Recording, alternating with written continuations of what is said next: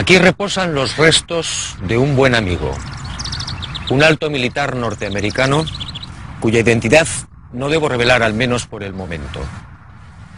Él forma parte de la historia que quiero contarle, una historia oscura que usted probablemente no creerá.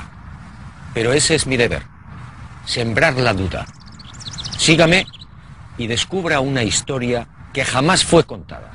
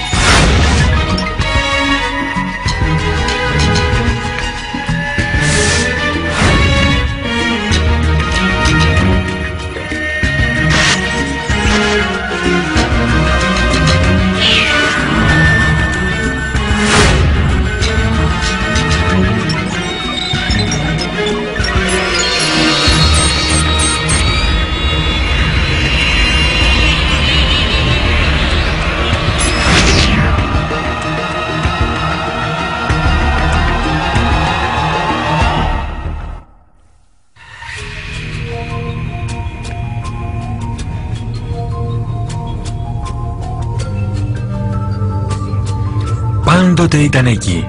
Ο πρωτόγονος άνθρωπος σήκωνε το βλέμμα και αισθανόταν δυνατή περιέργεια.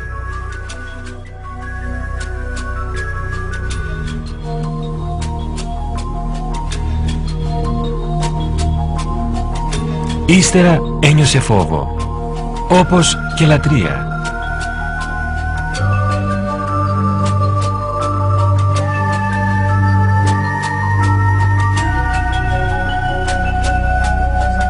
Αργότερα, τα ανθρώπινα όντα τη μετέτρεψαν σε όνειρο, κάποιες φορές όμορφο και άλλοτε τρομακτικό. Ο φυσικός δορυφόρος της γης έγινε έμβλημα της ουτοπίας, του ανέφικτου.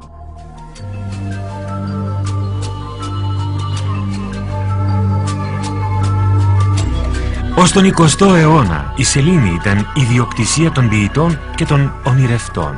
Κάποιοι πιο τολμηροί την περιέγραψαν.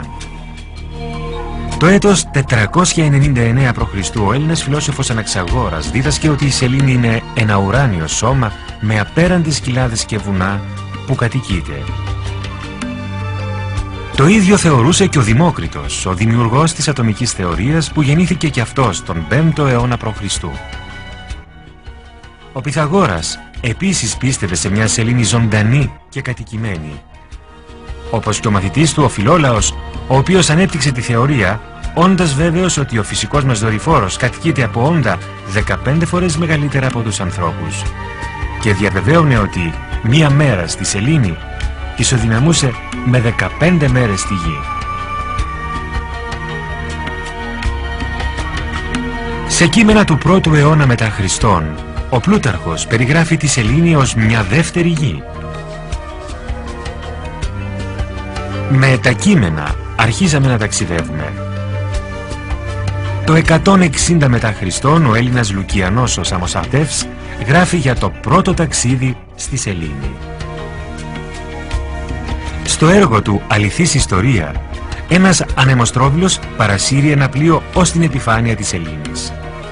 Ο Λουδοβίκος Αριόστος, στο έργο του «Μενόμενος Ορλάνδος», διαβεβαιώνει ότι η σελήνη είναι μια μεγάλη κοιλάδα όπου βρίσκει κανείς όλα όσα έχουμε χάσει εδώ στη γη: πλούτη, στέμματα, τιμή και ελπίδα. Το 1638 εμφανίζεται στην Αγγλία ένα άλλο βιβλίο, «Ο άνθρωπος στη σελήνη που προκαλεί αίσθηση». Συγγραφέας του ο επίσκοπος Φράνσις Γκότουιν, που στέλνει στη σελήνη τον Ισπανότυχο διώκτη Ντομίνκο Γκονθάλεθ με τη βοήθεια 2 εκπαιδευμένων χινών. Με τον Γαλιλαίο το 17ο αιώνα, οι αρχαίες αντιλήψεις των Ελλήνων για τη σελήνη άρχισαν να καθιερώνονται. Ο Γαλιλαίος ανακαλύπτει το τηλεσκόπιο και μένει έκπληκτος όταν αντικρίζει τους κρατήρες και τις μεγάλες σκούρες επιφάνειες που χαρακτηρίστηκαν θάλασσες. Το 1647 ο Τζον Εβέλιους σχεδιάζει τον πρώτο χάρτη της σελήνης και τον δημοσιεύει στο βιβλίο του «Σεληνογραφία», βεβαιώνοντας ότι η σελήνη ήταν διάσπαρτη με πόλεις. Ενθουσιασμένος από αυτές τις ανακαλύψεις, ο Σιρανό ντε Μπερζεράκ δημοσιεύει το περίφημο έργο του «Ένα ταξίδι στη Σελήνη». Ένα εκπληκτικό έργο από την άποψη ότι είναι το πρώτο που μιλάει για ρουκέτες. Ο Σιρανό περιγράφει δύο αστρόπλια. Ένα που προωθείται με την εξάτμιση νερού και ένα δεύτερο, μια τριμερή ρουκέτα. Δικαίως, αυτό το έργο ήταν ικανό να εμπνεύσει τον Ιούλιο Βέρν και τους πρωτοπόρους της σύγχρονης διαστημικής τεχνολογίας. Το 1671, ο Σερουμπέν ντ'Ορλεάν δημοσιεύει δεύτερο χάρτη της Σελήνης. Το ενδιαφέρον του κοινού είναι τέτοιο που το 1865 δημοσιεύονται 6 βιβλία με διαστημικά θέματα. Το πιο γνωστό ήταν αναμφίβολα το βιβλίο του εκπληκτικού Ιουλίου Βέρν «Από τη γη στη Σελήνη». Και το 1903 ο Ρώσος Τσιολκόφσκι διατυπώνει τους κανόνες που θα χρησιμοποιούσαν στους πυράβλους του 20ου αιώνα.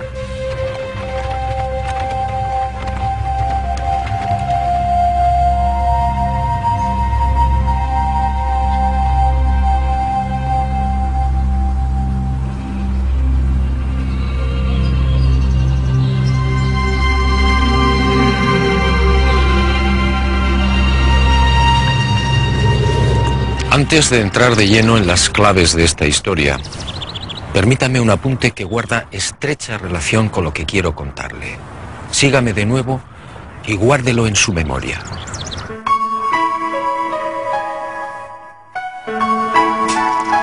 Εκτός από αυτές τις αρχαίες και ρομαντικές ιδέες για τη Σελήνη και από την περισσότερο ή λιγότερο φανταστική λογοτεχνία για ταξίδια στον ενιγματικό φυσικό μας δορυφόρο, η ιστορία της ανθρωπότητας βρήθη από μυστηριώδη φαινόμενα που έχουν καταγραφεί στην επιφάνεια της Σελήνης. Το καλοκαίρι του 1178, λίγο πριν από τη δύση του ηλίου, κάποιες μοναχές του καθεδρικού ναού του Κάντερμπουρι παρατήρησαν στην περίμετρο της ημισελήνου μια τρομερή λάμψη συνοδευόμενη από γιγαντιαίες φωτεινές εκρήξεις. Το 1789 ο αστρονόμος Σρόουτερ παρατηρούσε κατάπληκτος μια τεράστια φωτεινή ζώνη στην περιοχή των αποκαλούμενων Σεληνιακών Άλπαιων. Τον ίδιο χρόνο άλλοι παρατηρητές μιλούσαν για απίστευτα και τρομερά φώτα στην επιφάνεια της Σελήνης που κινούνταν ανάμεσα στους κρατήρες και τις θάλασσες. Το 1820 ο αστρονόμος Φρανσουά Ραγκό δημοσίευσε στα χρονικά φυσικής και χημείας μια άλλη εκπληκτική παρατήρηση. Κατά τη διάρκεια μιας έκλειψης, ένας σχηματισμός από φώτα αναπτύχθηκε στην επιφάνεια της Σελήνης, διατηρώντας την συνοχή του ακόμη στις αλλαγές πορείας. Το 1843, ο προαναφερθής Γερμανός αστρονόμος Johann Schroeter ήταν μάρτυρας ενός άλλου φαινομένου, το οποίο και ο ίδιος δεν μπορούσε να εξηγήσει. Παρατηρώντας τον κρατήρα Λινέ στη θάλασσα της Γαλήνης, ο επιστήμονας επιβεβαίωσε κάτι συνταρακτικό. Ο κρατήρας, που είχε διάμετρο περίπου 7 χιλιόμετρα, μετέβαλε τακτικά το σχήμα του. Λίγο αργότερα η επιστημονική κοινότητα βρέθηκε στο σκοτάδι όταν ο κρατήρας εξαφανίστηκε τελείως. Τι είχε συμβεί? Το 1971 ο Απόλλων 15 πέταξε πάνω από την περιοχή και φωτογράφησε τον κρατήρα Λινέ. Η έκπληξη των αστρονόμων ήταν απόλυτη. Ο κρατήρας βρισκόταν εκεί και είχε διάμετρο μόνο 2.700 μέτρα. Το 1977 ο Άγγλος αστρονόμος Κλάιν ήταν μάρτυρας κι άλλων έντονων και ταχύτατων φώτων που κινούνταν στο κέντρο του κρατήρα Πλάτωνα. Κάποια στιγμή στην καλδέρα τα φώτα ενώθηκαν σχηματίζοντας ένα τρίγωνο. Το 1950 ο Δόκτωρ Βίλκινς ήταν μάρτυρας άλλου συμβάντος, προφανώς αδύνατου. Στο κέντρο του κρατήρα Αριστάρχου εμφανίστηκε ξαφνικά ένα μεγαλειώδες φως που φώτισε μια μεγάλη περιοχή της Σελήνης. Τεράστιες λάμψεις στην επιφάνεια της Σελήνης. Φώτα σε σχηματισμό.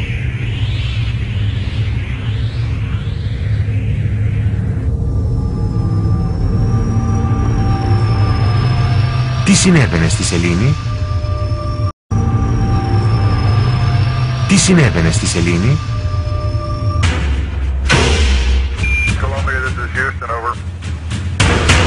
Τον Ιούλιο του 1969, επιτέλους, ο άνθρωπος ζούσε το αρχαίο και πολυπόθητο όνειρό του. Ο Απόλλων 11 προσεδαφισόταν στη θάλασσα της Γαλήνης.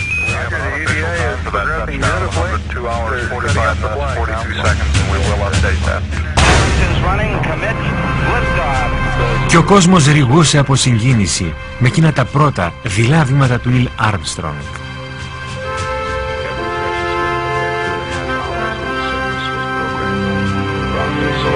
Ο κόσμος όμως άλλη μια φορά εξαπατήθηκε.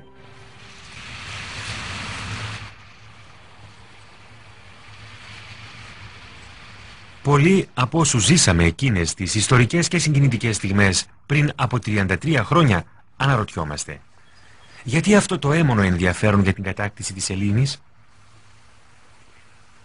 Ήταν ο υψηλόβαθμος αξιωματικός των Ηνωμένων Πολιτειών που αναφέραμε, τον οποίο από τώρα και στο εξής θα αποκαλούμε Ερυθρό Κότσιφα, που έπειτα από χρόνια μου απάντησε με μια συγκλονιστική πληροφορία, μια μυστική πληροφορία που πολύ λίγοι γνωρίζουν.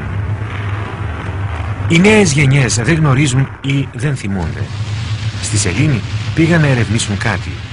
Είχε υποθεί επίσης ότι ήταν θέμα τιμής, ένα στοίχημα μεταξύ Σοβιετικών και Αμερικανών.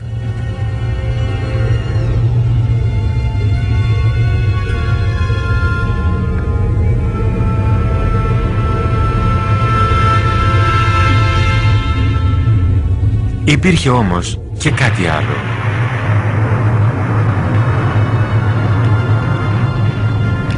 Τη δεκαετία του 50, μετά την πικρή εμπειρία του Δεύτερου Παγκόσμιου Πολέμου, οι Σοβιετικοί και οι σύμμαχοι άρχισαν μια ξέφρενη κούρσα εξοπλισμών. Εκείνη η περίοδος ονομάστηκε Ψυχρός Πόλεμος.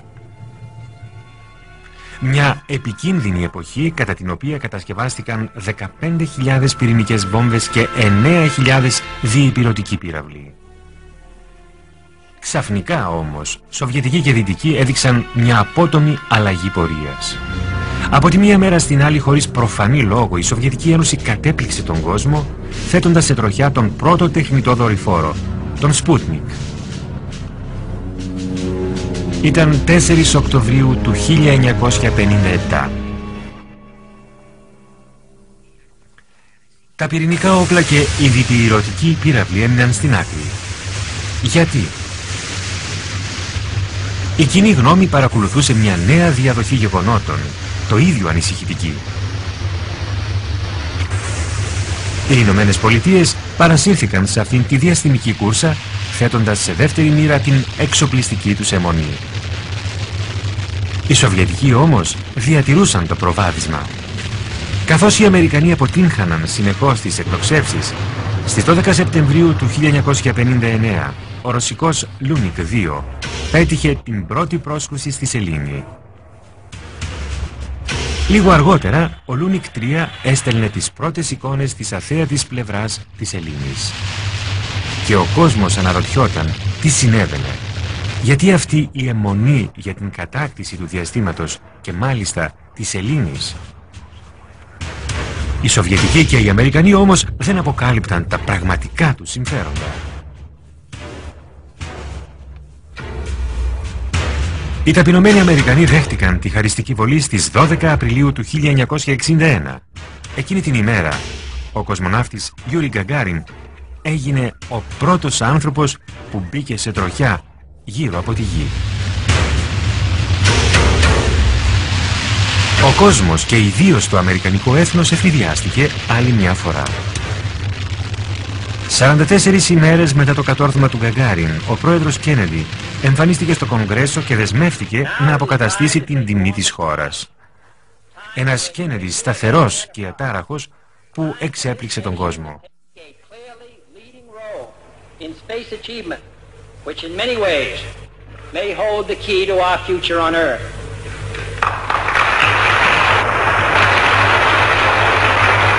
I therefore ask the Congress, above and beyond the increases I have earlier requested for space activities, to provide the funds which are needed to meet the following national goals. First, I believe that this nation should commit itself to achieving the goal, before this decade is out, of landing a man on the moon and returning him safely to the earth. Σε τι οφειλόταν αυτή η παράξενη βιασύνη? Τι συνέβαινε? Προφανώς, τα λόγια του Κέννεντι ήταν αποτέλεσμα της αναγκαιότητας ανάκτησης του γοήτρου και της στρατιωτικής ηγεμονίας και ήταν εν μέρει ειλικρινή. Η αλήθεια όμως ήταν άλλη. αποκαλύφθηκε έπειτα από χρόνια από τον Ερυθρό Κότσιφα, ο οποίος με εμπιστεύτηκε και μου αποκάλυψε το μεγάλο του μυστικό. Ένα μυστικό τόσο συνταρακτικό όσο και διαβολικό.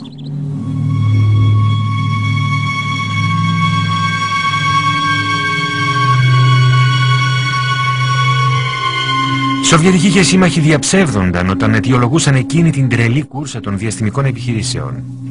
Όλα άρχισαν τη δεκαετία του 40. Εκείνη την εποχή, οι συχνές εμφανίσεις άγνωστης ταυτότητας υπτάμενων αντικειμένων στον κόσμο έθεσαν σε κόκκινο συναγερμό τους στρατιωτικούς των Σοβιετικών και των άλλων συμμάχων. Για εκείνους ήταν σαφές. Εκείνα τα αντικείμενα ανήκαν σε εξωγήινους, εξαιρετικά αναπτυγμένους πολιτισμούς. Ο κόσμος δεν τα έμαθε ποτέ. Εκείνες οι χιλιάδες οπτικές επαφές ήταν ο κύριος λόγος της αναφερθήσας απότομης αλλαγής πορείας από την κούρσα των εξοπλισμών. Και παραμέρισαν την αναγκαιότητα ενίσχυσης των αμυντικών συστημάτων, δίνοντας απόλυτη προτεραιότητα στο διάστημα. Οι στρατιωτικοί ήταν ενήμεροι για τα παράξενα φωτεινά φαινόμενα που παρατηρούσαν στη σελήνη οι αστρονόμοι. Έτσι, από τη δεκαετία του 50, τόσο οι Ηνωμένες Πολιτείες όσο και η Σοβιετική Ένωση εκπονούσαν συγκεκριμένα σχέδια για να κατακτήσουν τη σελήνη και να ιδρύσουν βάσεις, οι οποίες, σύμφωνα με τους ίδιους, θα μπορούσαν να ελέγχουν και να αποκρούουν τα εξωγήινα σκάφη.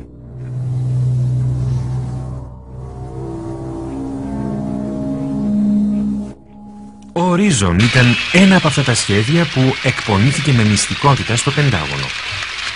Ακόμη και ο Κέννεντι δεν γνώριζε το μεγάλο σχέδιο. Πολύ απλά εξαπατήθηκε. Θεωρούσε, καλή την πίστη, ότι οι Ηνωμένες Πολιτείες όφυλαν να ηγούνται αυτού του τεχνικού και επιστημονικού αγώνα δρόμου. Σύμφωνα με τον Ερυθρό Κότσιφα, η εκστρατεία παραπληροφόρησης που εξαπολύθηκε από τα διάφορα αμερικανικά κρατικά γραφεία και υπηρεσίες πληροφοριών έκανε την υπόλοιπη δουλειά. Ο Κέννεντι και η κοινή γνώμη τσίλησαν το δόλωμα. Τη νύχτα της 24ης προς 25η Ιουλίου του 1955 υπήρξε μια νέα οπτική επαφή με άγνωστη ταυτότητας υπτάμενα αντικείμενα που επιτάχυνε τα σχέδια των στρατιωτικών. Εκείνη τη νύχτα, τα αστεροσκοπεία του Λένιγκραντ και του Πάλομαρ ανακάλυψαν ένα γιγαντιαίο κύλινδρο σε τροχιά 500 χιλιόμετρα πάνω από τη γη που ταξίδευε με 30.000 χιλιόμετρα την ώρα.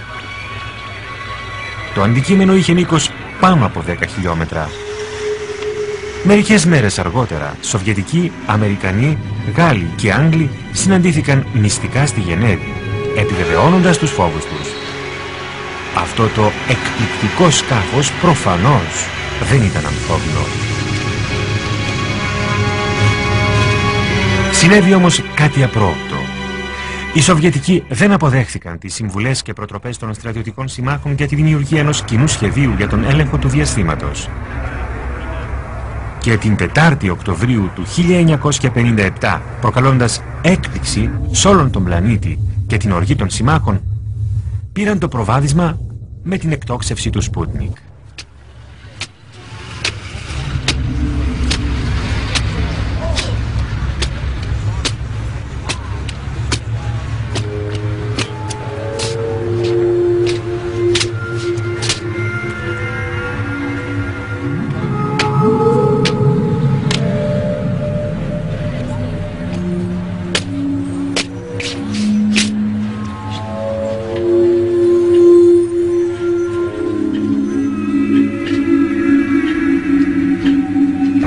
Μία δεκαετία, μεταξύ 1957 και 1968, Σοβιετικοί και Αμερικανοί στρατιωτικοί επιβεβαίωναν ακριβώς αυτό που γνώριζαν ή φαντάζονταν. Εκείνη την περίοδο εκτοξεύτηκαν περισσότερα από 20 μη επανδρομένα σκάφη που προσέκρουσαν ή προσεδαφίστηκαν στη σελήνη.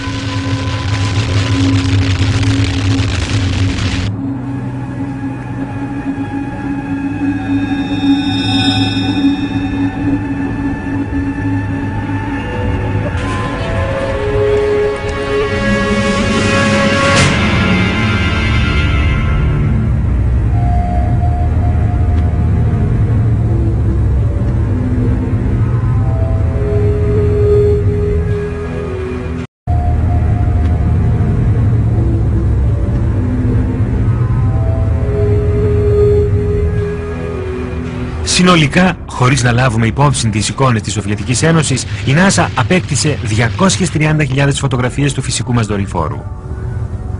Η σελήνη φωτογραφήθηκε σε όλη της την έκταση και από διαφορετικά ύψη. Οι στρατιωτικοί όμως, που είχαν και έχουν τον έλεγχο της NASA, δεν δημοσίευσαν πολλές από αυτές τις εικόνες. Γιατί? Τι υπήρχε σε αυτές?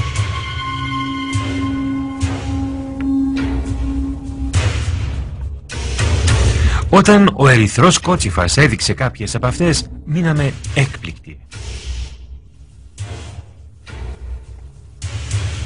Επρόκειτο για φωτογραφίες άκρως εμπιστευτικές, που δεν είχαν δημοσιευθεί ποτέ.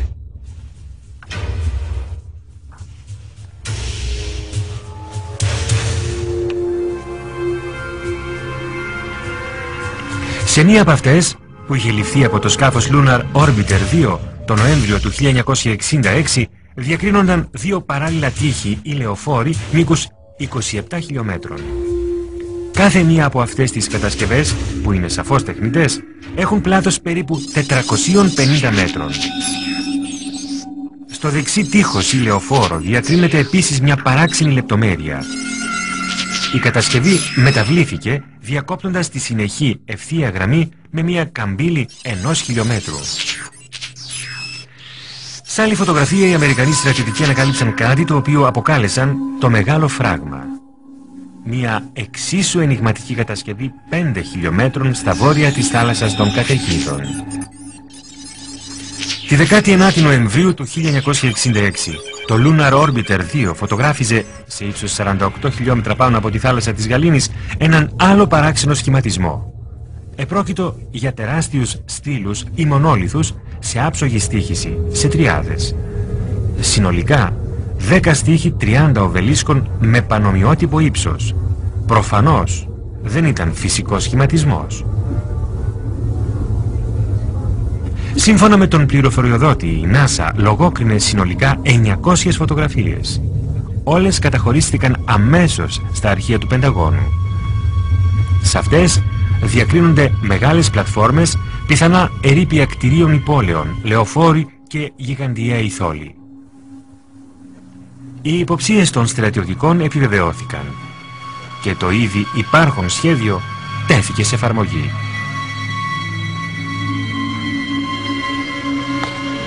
Συμβιλικά, οι αμερικανικές στρατιωτικές υπηρεσίες πληροφοριών κάλυψαν τα νότα τους, προβλέποντας μια υποθετική διαρροή πληροφοριών. Χρησιμοποιώντας την NASA ως κάλυψη, προκάλεσαν τη σύνταξη μιας έκθεσης που θα τις απάλασε ηθικά και νομικά από οποιαδήποτε ευθύνη σε περίπτωση απόκρυψης της αλήθειας.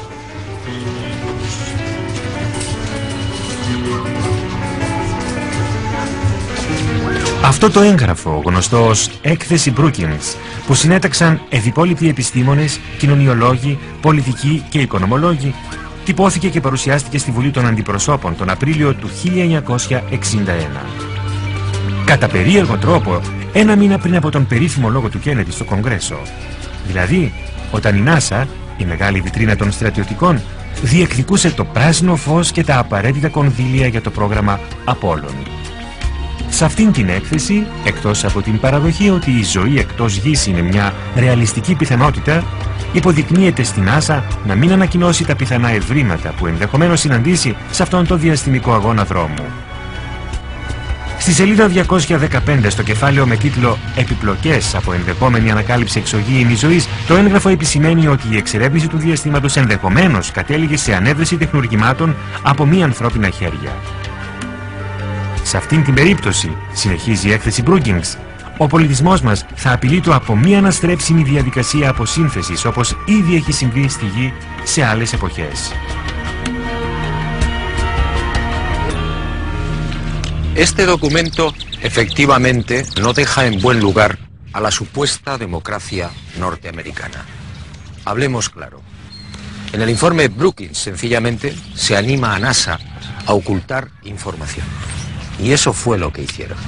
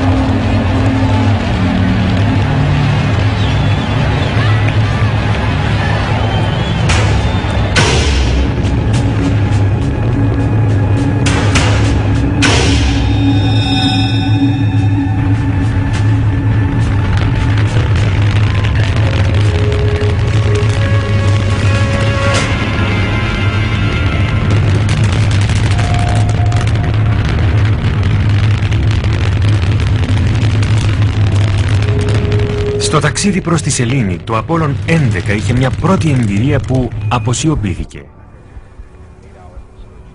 Σε ύψος 200 χιλιόμετρων από τη Γη, ένα παράξενο τεράστιο αντικείμενο εμφανίστηκε κοντά στο διαστημόπλιο. Οι αστροναύτες το περιέγραψαν ως ένα εκπληκτικό κεφαλαίο L, κάτι που έμοιαζε με ανοιχτή βαλίτσα, ενώ κάποιες στιγμές έπαιρνε τη μορφή κυλίνδρου. Η πληροφορία διέρευσε στον τύπο, όμως η NASA, πιστή στο δόγμα της συγκάλυψης, απαξίωσε την υπόθεση με μια ερμηνεία παράλογη και αβάσιμη. Υποστήριξε ότι αυτό που είδε το Απόλλων 11 ήταν απλώς μέρος της τροφοδοσίας του πυράβλου Κρόνος 4. Παράλογο, επειδή εκείνη τη στιγμή το συγκεκριμένο μέρος του Κρόνου βρισκόταν 10.800 χιλιόμετρα μακριά από τον Απόλλωνα. Βέβαια, τα ψέματα της NASA μόλις είχαν αρχίσει. Περίπου 380.000 χιλιόμετρα από τη Γη, πολύ κοντά στην επιφάνεια της Σελήνης, ο Απόλλων ανακάλυψε φώτα που πετούσαν σε σχηματισμό. Σύμφωνα με τον Ερυθρό Κότσιφα, εκείνα τα φώτα έμοιαζαν να περιμένουν τον Απόλλωνα 11. Ήταν πολύ λαμπρά και πετούσαν σε τέλειο σχηματισμό.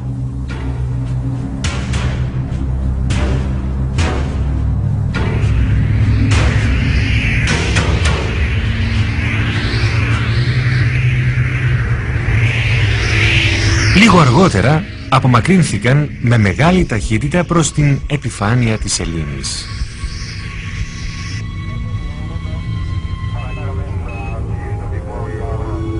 Οι αστροναύτες είχαν δίκιο. Αυτό έμοιαζε με ένα είδος υποδοχής. Το πιο συνταρακτικό όμως θα συνέβαινε αργότερα.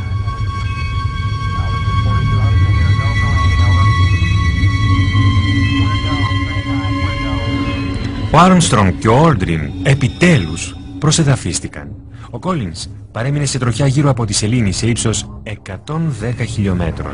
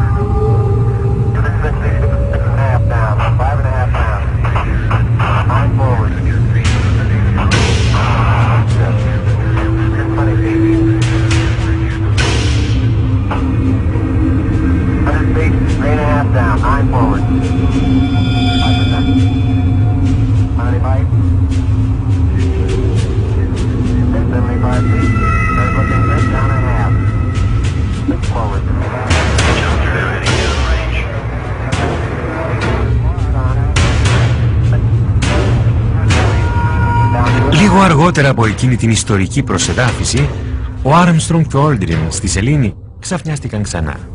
Οι σφιγμοί της καρδιάς τους έφτασαν τους 160 το λεπτό. Τα ακατάληπτα λόγια του Άρμστρονγκ σάστησαν τους τεχνικούς του Χιούστον.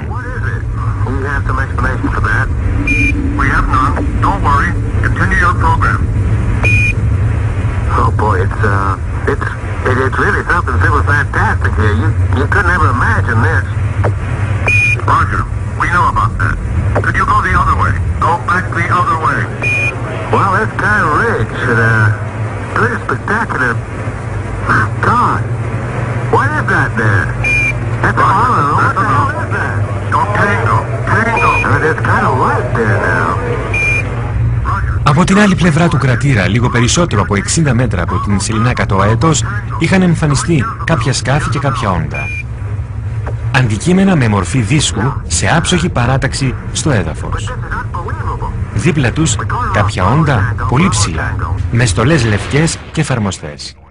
Όταν οι αστροναύτες υπακούοντας τις επίμονες εντολές του Χιούστον προσπάθησαν να τα κινηματογραφήσουν, αντικείμενα και όντα εξαφανίστηκαν.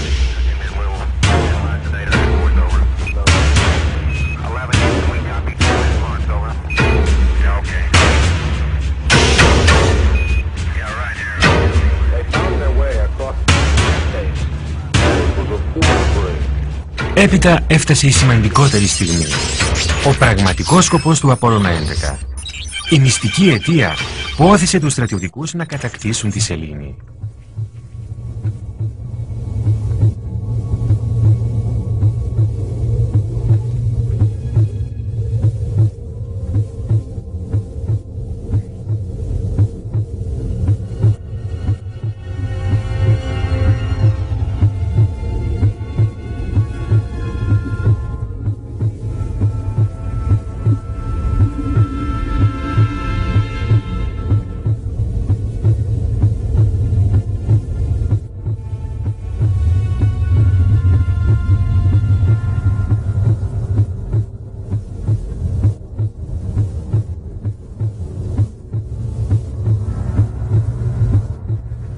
Αυτή ήταν η αλήθεια, η μυστική και μοναδική αλήθεια.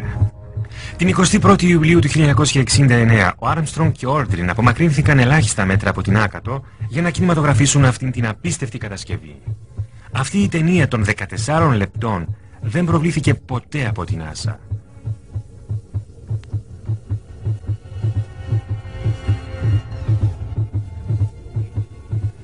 Ο ερυθρός κότσιφας ήταν ένας από τους ελάχιστους Αμερικανούς που είχαν πρόσβαση σε αυτήν. Ελάχιστα μέτρα μακριά από τον αετό. Δεν ήταν τυχαία. Τα πάντα ήταν προγραμματισμένα σχολαστικά.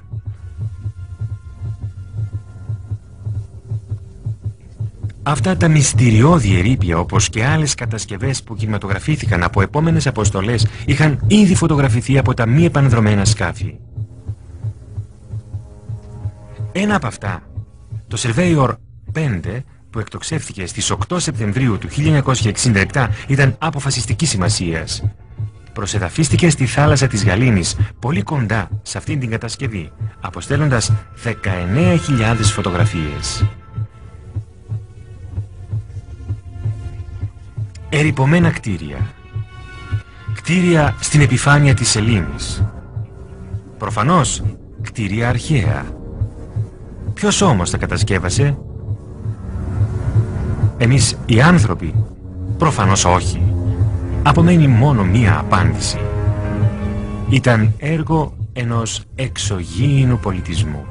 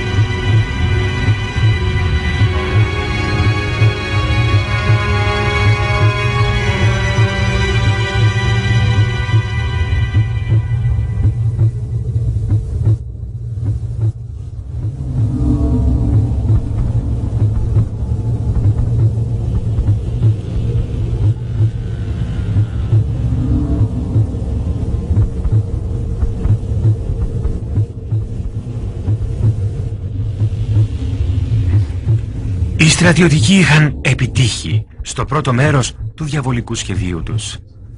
Τώρα απέμενε το δεύτερο μέρος.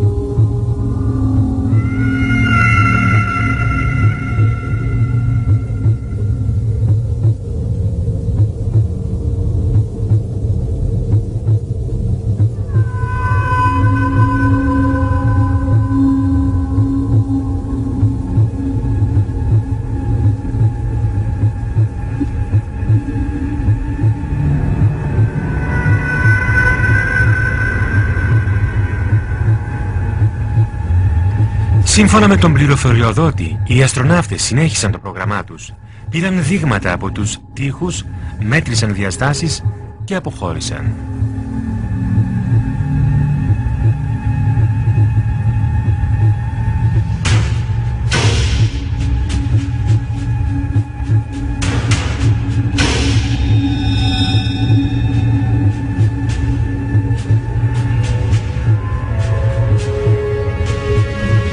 Η ασυνήθιστη κατασκευή που έμοιαζε πολύ με υπόστεγο αεροσκαφών είχε μήκος 60 μέτρα και μέγιστο ύψος 9. Διέθετε 12 οπές ή παράθυρα και ένα είδος κεντρικής εισόδου, πλάτους 5 μέτρων και ύψους 3. Σύμφωνα με τις αναλύσεις που έγιναν στη Γη, κατασκευάστηκε από υλικό παρόμοιο με εκείνο της επιφάνειας της Σελήνης. Το 60% των ατόμων ήταν οξυγόνο, ενώ το 0,01% υδρογόνο.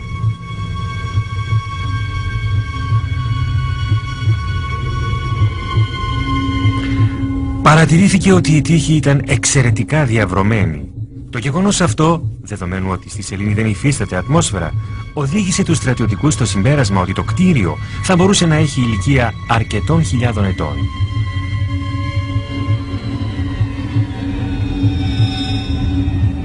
Ο μυστικός περίπατος των Armstrong και Aldrin σε αυτό το υπόστεγο και φυσικά η ταινία των 14 λεπτών δεν προβλήθηκαν ποτέ από την NASA.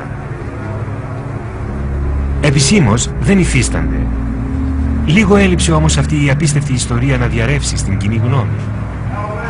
Αυτό ήταν αποτέλεσμα ενός σφάλματος της NASA, η οποία επέτρεψε την 21η Ιουλίου τη δημοσίευση μιας λιτής και ακατανόητης είδησης. Με ένα τηλέτυπο που έκανε το γύρο του κόσμου έγινε η εξής δήλωση: η καρδιά του αστροναύτη Νίλ Άρμστρονγκ χτυπούσε με 160 παλμούς το λεπτό σήμερα προς το τέλος του σεληνιακού του περιπάτου, καθώς εργαζόταν σε μια επίπονη επιχείρηση φόρτωσης δειγμάτων σεληνιακών πετρωμάτων και εδάφους. Το γεγονός πέρασε σχεδόν απαρατήρητο. Κάποιοι όμως δικαιολογημένα αναρωτήθηκαν πώς ήταν δυνατόν ο Άρμστρονγκ να εμφανίζει τέτοια ταχυκαρδία σε μια τόσο αυλαβή και άνετη μεταφορά σεληνιακών πετρωμάτων. Στην αγωνιώδη προσεδάφιση του αετού, οι σφυγμοί του Άρμστρονγκ έφτασαν τους 156. Στην αγωνιώδη προσεδάφιση του αετού, οι σφυγμοί του Άρμστρονγκ έφτασαν τους 156. Εκεί βέβαια η έντονη καρδιακή δραστηριότητα του αστροναύτη ήταν δικαιολογημένη. Κατά τη φόρτωση των πετρωμάτων όμως δεν είχε νόημα. Ο Άρμστρονγκ ήταν 39 ετών και είχε φέρει εις πέρας 78 αποστολές σε μάχες στην Κορέα. Είχε πιλοτάρει περισσότερους από 200 τύπους αεροσκαφών και φημιζόταν για την εξαιρετική του ψυχραιμία και τα ατσάλινα νεύρα του. Για ποιο λόγο να φτάσει τους 160 παλμούς κατά τη διάρκεια μιας συλλογής δειγμάτων? Με την παράλογη είδηση που αποκαλύφθηκε από τον Charles Berry, το γιατρό των αστροναυτών, παραγνωρίστηκε μια σημαντική λεπτομέρεια που αναιρούσε την επίσημη ερμηνεία. Κατά τη διάρκεια των 3 ωρών που διήρκεσε ο περίπατος, ο Άρμστρονγκ και ο Όλντριν περισυνέλεξαν σεληνιακά πετρώματα συνολικού βάρους 25 κιλών. Δεδομένου ότι στην επιφάνεια της σελήνης η βαρύτητα είναι 6 φορές μικρότερη από εκείνη της Γης, το πραγματικό βάρος των πετρωμάτων ήταν 4 κιλά. 4 κιλά που μεταφέρθηκαν και από τους δύο αστροναύτες σε διαφορετικές περιόδους του περιπάτου στη σελήνη. Η εκδοχή της NASA προφανώς δεν ήταν πιστική.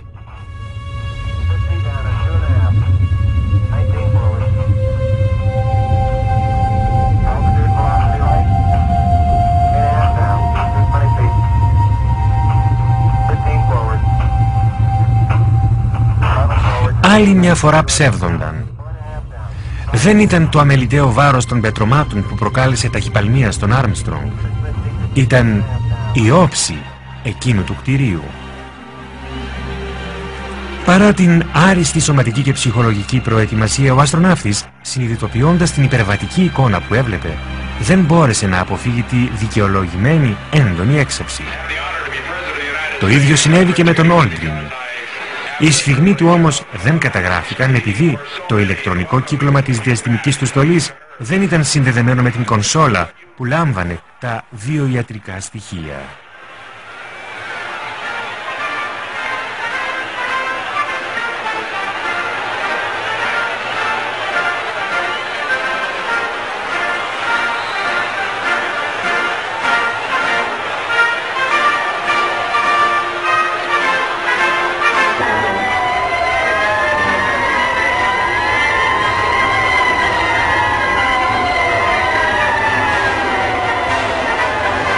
Οι κάτοικοι του πλανήτη Γη πάτησαν πρώτη φορά στη σελήνη τον Ιούλιο του 1969.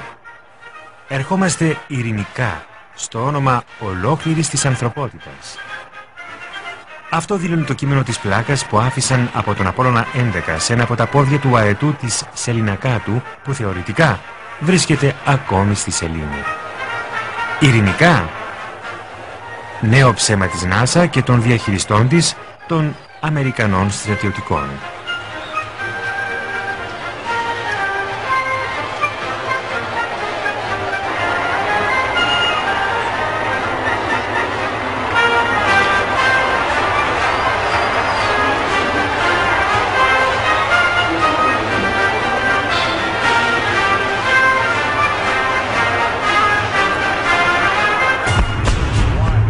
Ο Ερυθρός Κότσιφας ήταν πιστικός. Ως το Δεκέμβριο του 1972 που το πρόγραμμα Απόλλων σταμάτησε, άλλα 5 σκάφη πέταξαν στη σελήνη.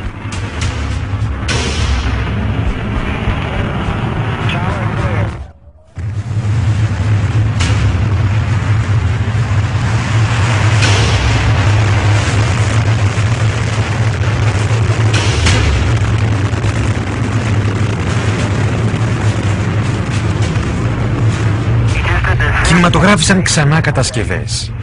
Έπειτα αυτά τα κτίρια βομβαρδίστηκαν και καταστράφηκαν.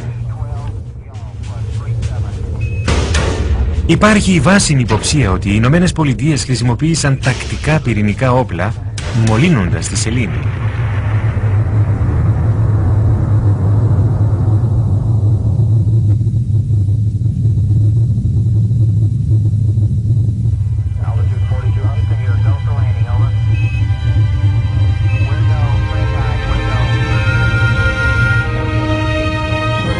Έτσι έκλεισε η δεύτερη φάση του διαβολικού σχεδίου.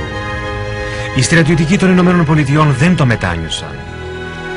Είπαν ότι εκείνες οι κατασκευές θα μπορούσαν να προκαλέσουν χάος στη Γη.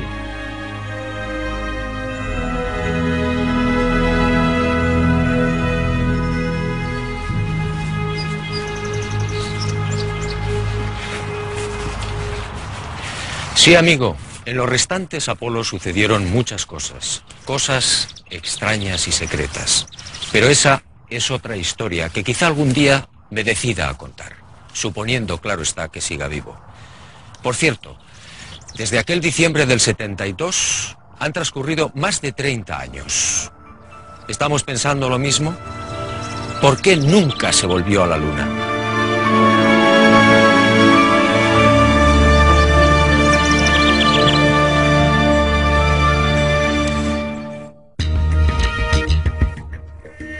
Μετάφραση Χρήστος Δρακούλης Κυριακόγκονας. Αφήγηση Βασίλης Παπαδόπουλος. Τεχνική επιμέλεια Νίκος Γκοσές. Μίξη ήχου Πανταζής Φίλιππας. Επιμέλεια μεταγλωτισμού, τμήμα υποτιτλισμού μεταγλωτισμού και ελέγχου Διεύθυνσης Προγράμματος ΕΡ.